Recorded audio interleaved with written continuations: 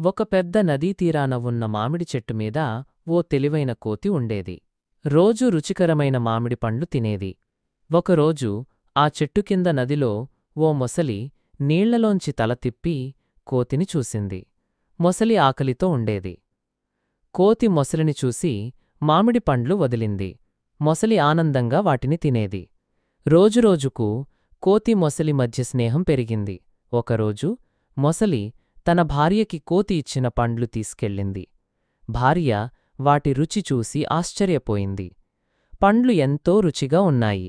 ఇంత రుచిగల పండ్లు తినే ఈ కోతి గుండె ఎంత రుచిగా ఉంటుందో అని ఒక ఉపాయం ఆలోచించింది.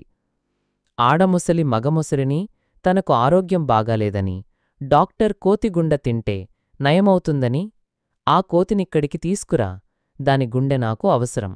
మొసలిక్కూడా ఆలోచన నచ్చింది. మొసలి ఆ రోజు కోతిని ఇలా చెప్పింది: నీవు ఎంతో మంచిదానివి, మా ఇంటి విందుకురా. కోతి వెంటనే ఒప్పుకుంది. మొసలిపై కూర్చొని నదిలోకి వెళ్ళింది. నది మధ్యలో మొసలి తన కుట్ర చెబుతుంది. నా భార్య జబ్బు నయం కావడానికి నీ గుండె కావాలి అని చెబుతుంది. కోతి తడబడింది, కాని వెంటనే ఒక ఉపాయం ఆలోచించింది. కోతి అంది: ఓ, నా గుండె చెట్టుమీదే ఉంది. పండు తింటే అక్కడే పెడతాను. కోతి మాటలు మొసలి నమ్మింది. తీరానికి చేరగానే కోతి మొసలి వెనుకు తిరిగి చెట్టుమీదకి ఎగిరింది.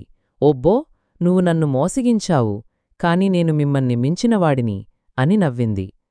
కోతి చెట్టుమీద నుంచి చూస్తూ ఇలా చెప్పింది: బుద్ధితో ఉన్నవాడు ఎప్పుడూ ప్రమాదం నుంచి తప్పించుకోగలడు.